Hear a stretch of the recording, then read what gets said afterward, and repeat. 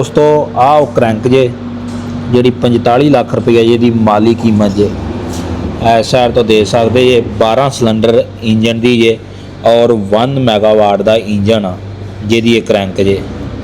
बाकी ये मैं तुहानूं ब्लॉक भी दिखा देता वा और वी टैप इहदा वी टैप इंजन की क्रैंक है। इसका ब्लॉक जे ब्लॉक चेक करो जी, बहुत बड़ा ब्लॉक है। एक चंगा धाकड़ इंजन आ।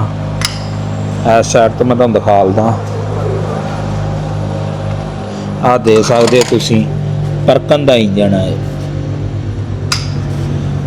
बाकी ये पिस्टन साइज देखो, स्लीपां आ दे सकते वी टैप जे, 2 पिस्टन इधर 2 इधर 2 इधर, इस तरह 2-2 करके 12 सिलेंडर इंजन है।